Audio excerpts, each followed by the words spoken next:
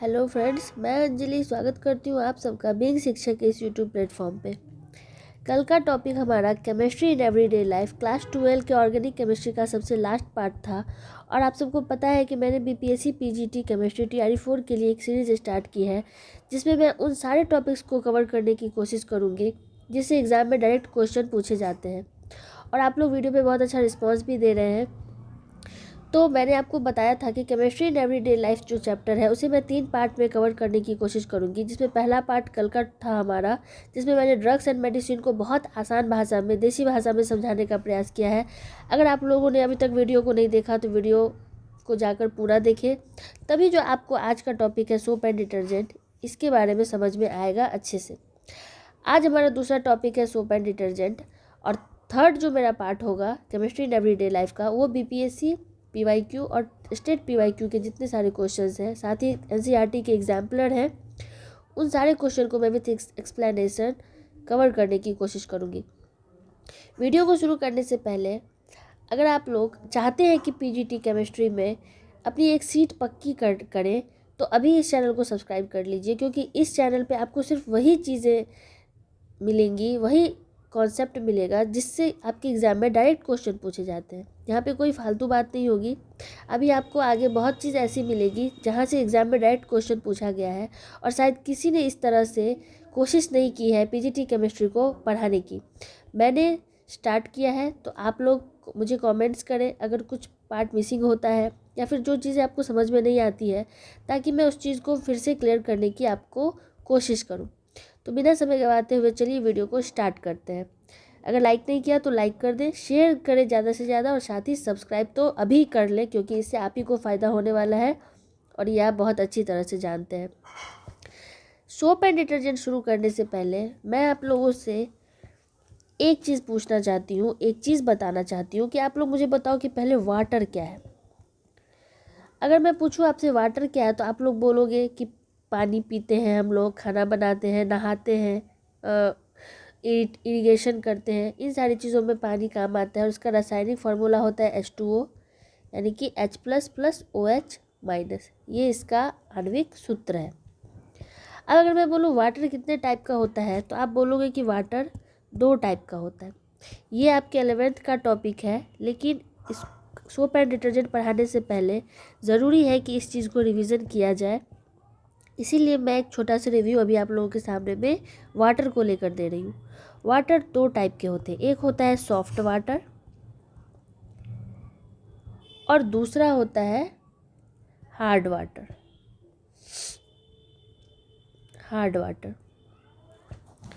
Soft water आप जानते हैं कि जिसे हम पीते हैं, पीने में यूज़ होता है, खाना बनाते हैं, नहाते हैं, इरिगेशन करते हैं, ये सारी चीज़ों में सॉफ्ट वाटर का यूज़ होता है।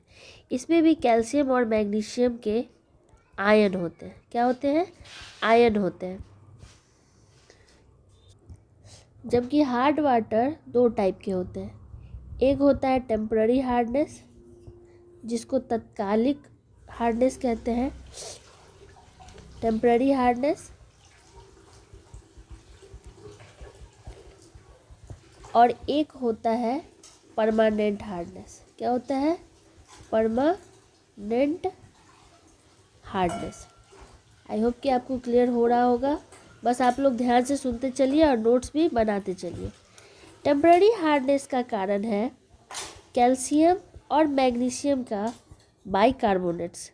कारण होता है ना कि आखिर क्यों टेम्पररी हार्डनेस क्यों है? तो कैल्शियम और मैग्नीशियम के आयंस होते हैं पानी में, लेकिन टेम्पररी हार्डनेस का कारण होता है कैल्शियम एंड मैग्नीशियम का बाइकार्बोनेट्स। अब इसको रिमूव करने के मेथड्स क्या है? रिमूव करने के मेथड्स होंगे ना, कि किस तरह से रिमूव किया जाए टेम्पररी हार्डनेस को। तो एक तो पहला है बॉइलिंग करके आप हार्डनेस को हटा सकते हैं, और दूसरा है क्लार्क्स मेथड। ये आपके 11th के चैप्टर में है, आप लोग चाहे तो जाकर देख सकते हैं और लाइन बाय लाइन इसको पढ़ लीजिएगा। क्लार्क्स मेथड, इसमें कैल्शियम और मैग्नीशियम का जो बाइकार्बोनेट्स है, इसमें स्लेक्ड लाइम यानी कि CaOH2, कैल्शियम हाइड्रोक्साइड इसको बोलते हैं। स्लेक्ड लाइम को जब हम मिलाते हैं इसमें, तो ये कैल्शियम और मैग्नीशियम का जो बाइकार्बोनेट्स है वो कार्बोनेट में बदल जाता है, कार्बोनेट्स में बदल जाता है, यानी कि अब ये सॉल्यूबल हो चुका, और जैसे ही सॉल्यूबल हुआ तो टेम्पररी हार्डनेस ख़त्म हो गई। तो समझ में आ गया आपको टेम्पररी हार्डनेस। अब बात करते हैं परमानेंट हार्डनेस की। परमानेंट हार्डनेस,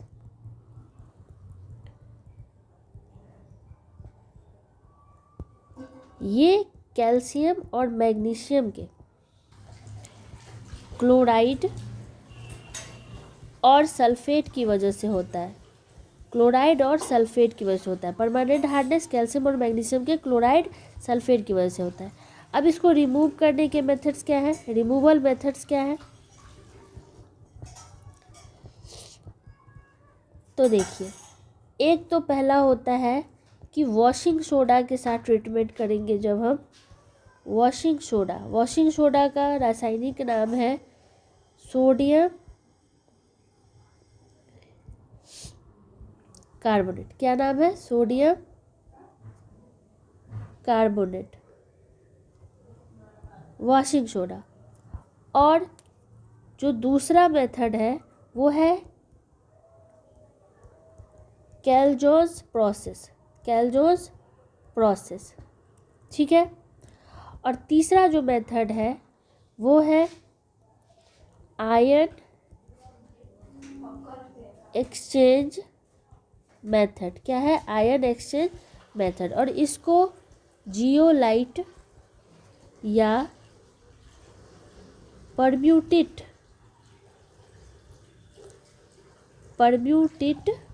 प्रोसेस भी कहते हैं। यानी कि आई होप कि आपको समझ में आ गया होगा कि वाटर दो टाइप का, soft water, hard water. Soft water पीने खाना बनाने में यूज़ होता है। हार्ड वाटर दो टाइप के, टेम्पररी हार्डनेस, परमानेंट हार्डनेस।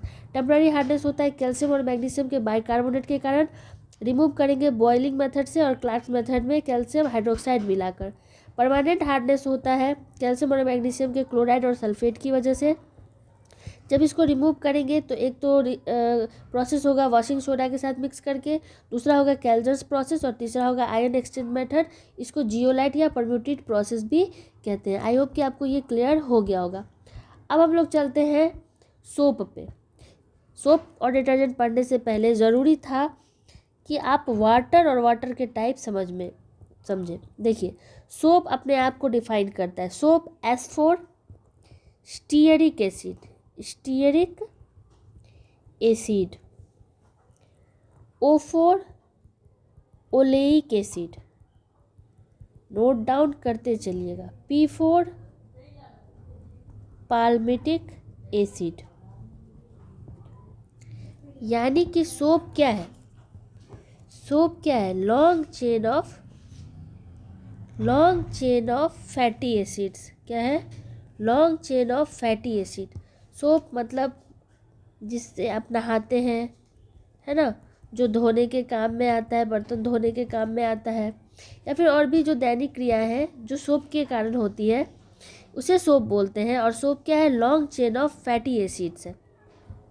इसका जो फॉर्मूला होता है वो होता है RCOONA। ये फॉर्मूला है सोप का, ठीक है। ये R जो है ना, ये R है लॉन्ग चेन ऑफ हाइड्रोकार्बन्स। किसके? हाइड्रोकार्बन्स। और ये जो है आपका, ये आपके डिपेंड करता है कि सोप आपका पोटेशियम सोप है या फिर सोडियम सोप है। सोडियम सोप है या पोटेशियम सोप है। सोडियम सोप जो है वो जनरली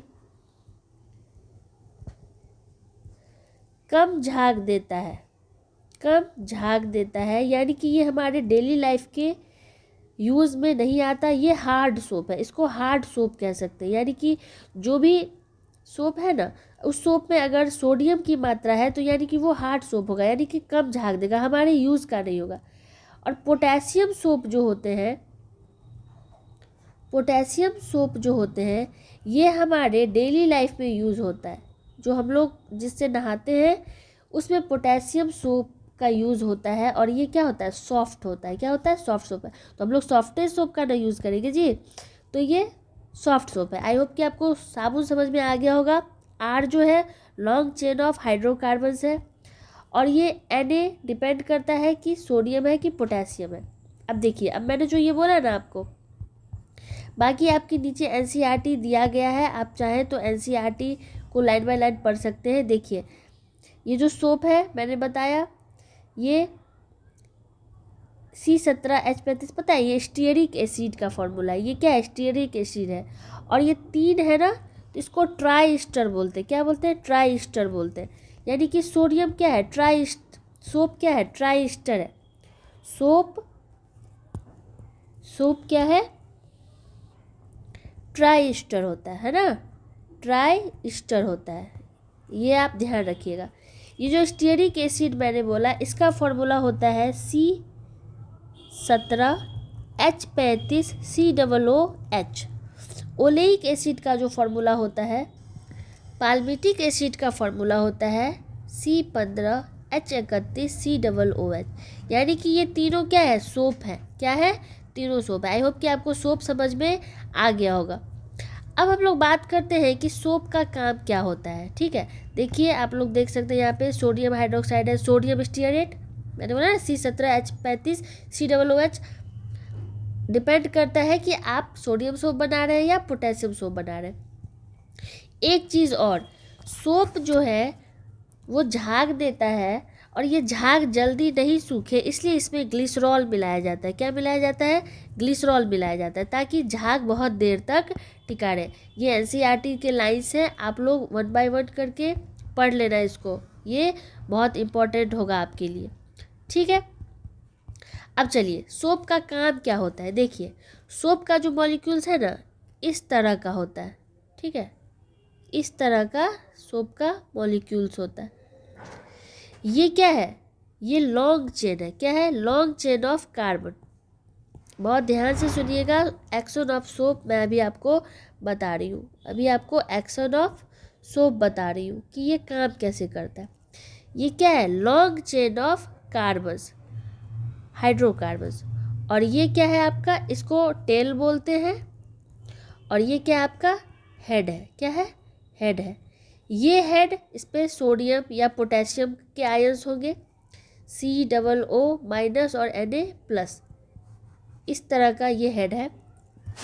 चूँकि ये आयंस है तो ये वाटर लविंग होगा, वाटर लविंग होगा।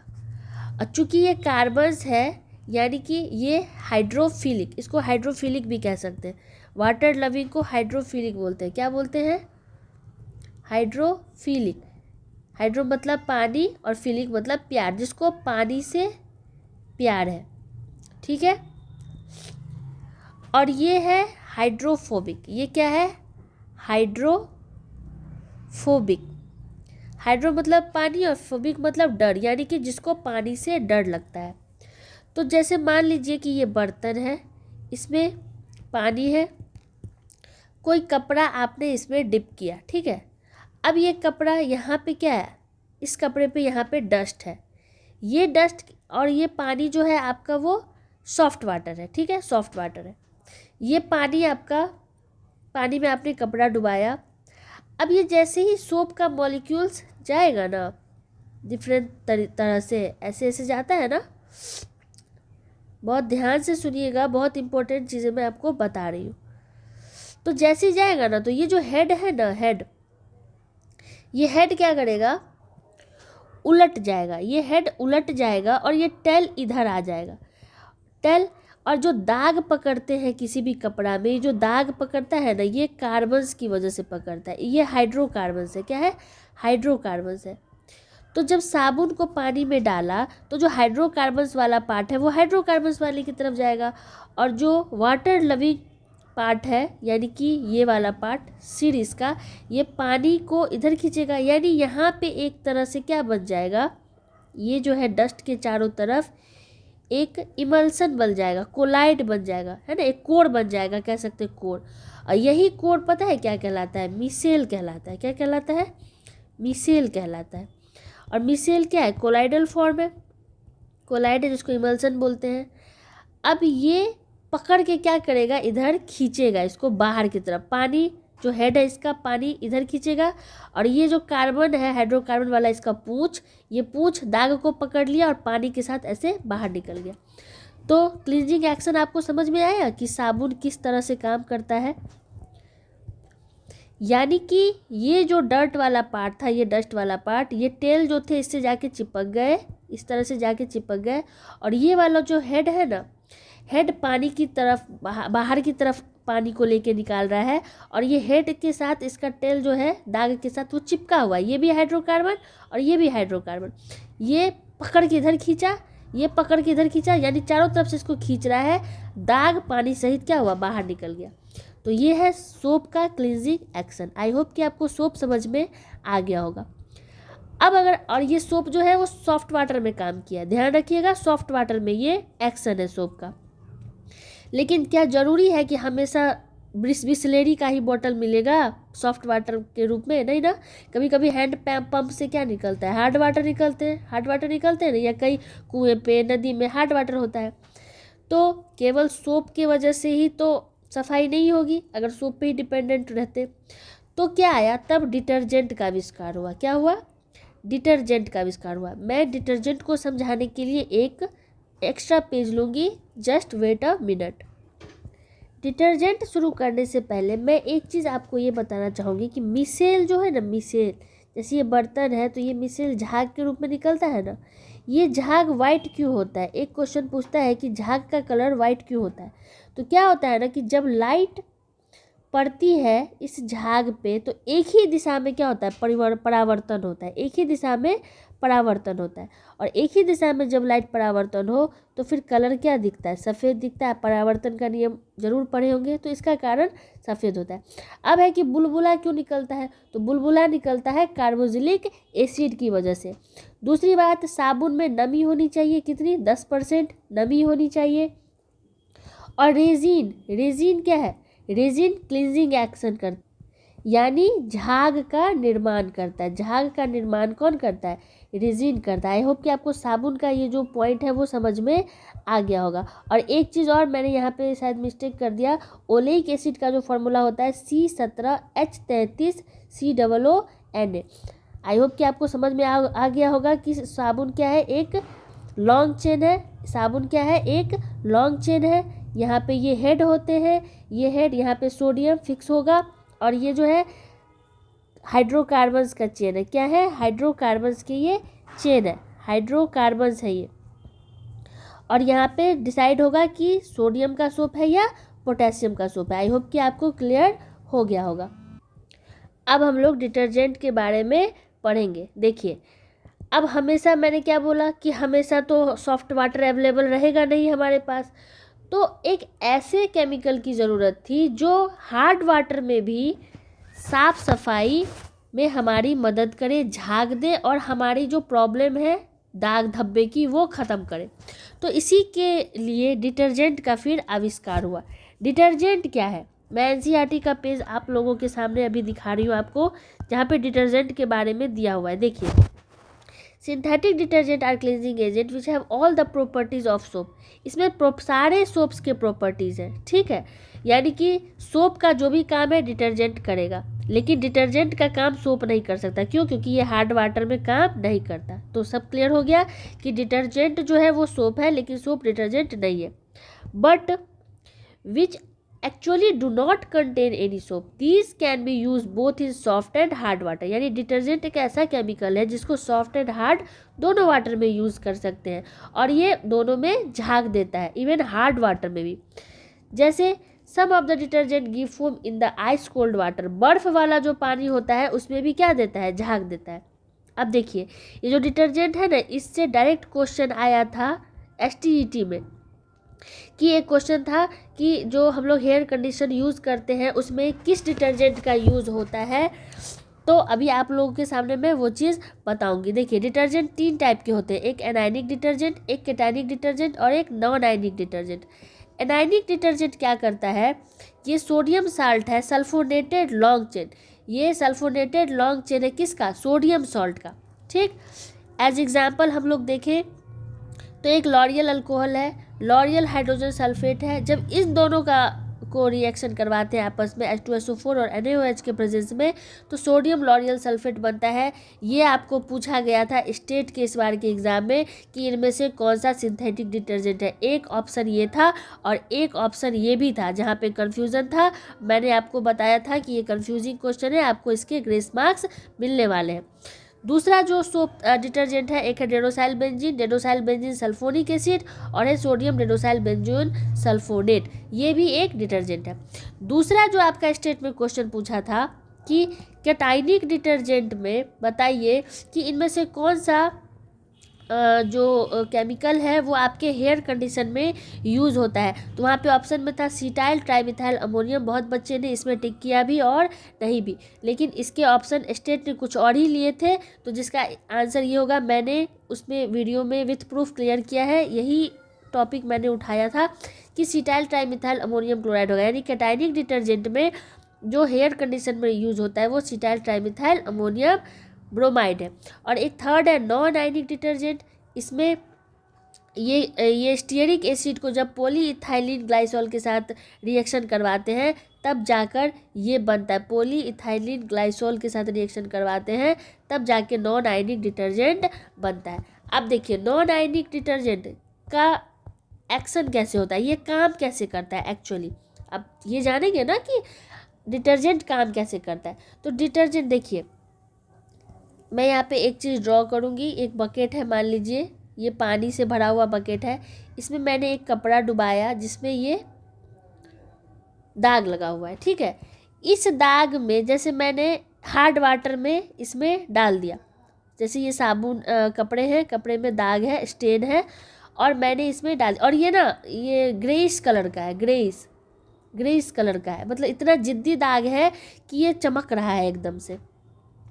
ये हार्ड वाटर का बकेट है, इसमें डाल दिया। अब इसमें डाल दिया सोडियम सोप जो कि या पोटेशियम सोप इसमें डाल दिया। इस हार्ड वाटर में सॉल्ट होते हैं, ठीक है। और जैसे ही सॉल्ट में सोप मिक्स होता है ना, तो ये क्या बना लेता है, स्कम बना लेता है। स्कम एक बहुत जिद्दी दाग है, बहुत जिद्दी दाग है।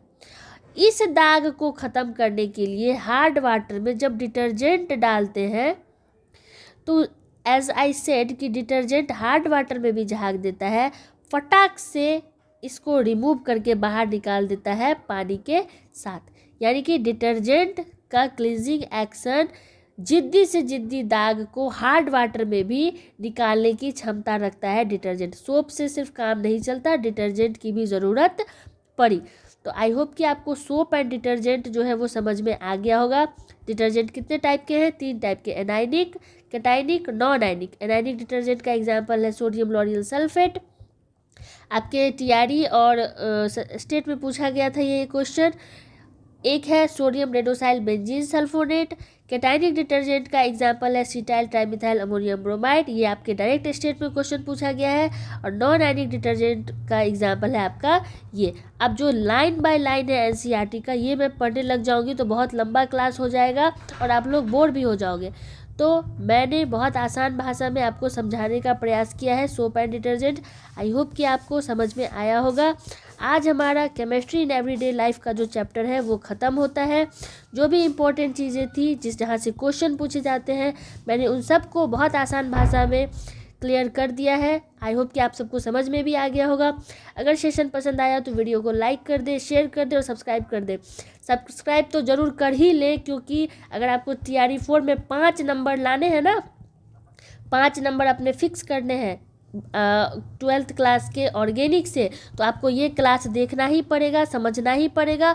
और अगर आप नहीं देखते हैं, नहीं समझते हैं, तो फिर आपकी गलती है। मैंने जो अपनी कोशिश की है वो कोशिश मैं हमेशा करती रहूँगी। TRE 4 तक मैं ऐसे ही वीडियोस डालूँगी।